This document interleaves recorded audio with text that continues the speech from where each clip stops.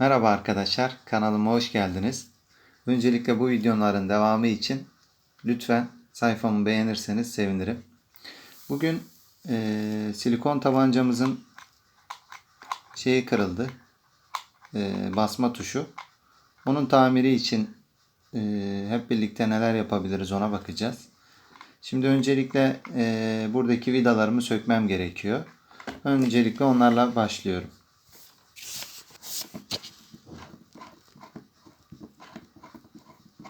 Evet, bu şekilde bütün vidaları sökeceğiz. Evet arkadaşlar, gördüğünüz gibi bu şekilde buradan kırılmış. Bastırırken işte ısınmadan makine bastırmanın bir sonucu işte düzeneyi bozmuş. Şimdi bunu yapıştıracağız hep birlikte. Burada hızlı yapıştırıcımız var. Şimdi hep birlikte deneyelim bakalım.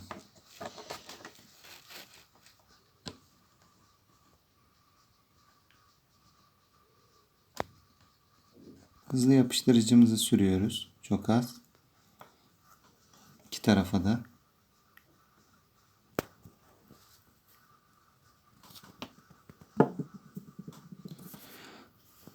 Biraz kuruduktan sonra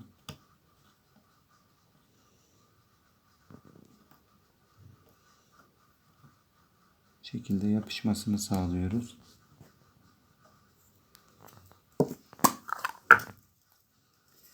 Hemen hızlı kurutucumuzla da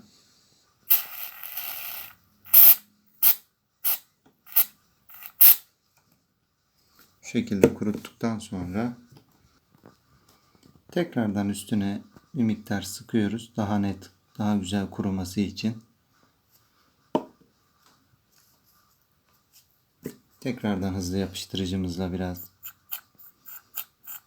sıktığımız yerleri donduruyoruz. Bir müddet daha bekledikten sonra büyük ihtimal çalışacaktır makinamız. Şu an görünürde düzenek sanki ittirecek gibi. Evet, düzeneği ittiriyor şu anda.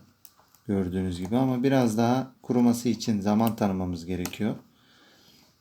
Birazdan tekrardan bağlayıp göreceğiz çalışıp çalışmadığını. Silikon tabancasının düzeneğine baktığınız zaman aslında ütüden çok bir farkı yok. Burada ısıtma cihazı var. Isıtıyor. Buradan bizim bastığımız silikon burada ısınıp uçtan sıvı şekilde akıyor. Şimdi kuruyan kısmı gayet iyi gözüküyor. Dolayısıyla kapatıp tekrardan bağlayıp çalışıp çalışmadığına bakacağız. Vidalarımızı sıkıyoruz.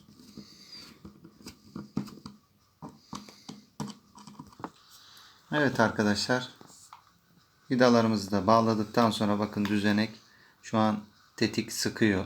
Herhangi bir sorun yok.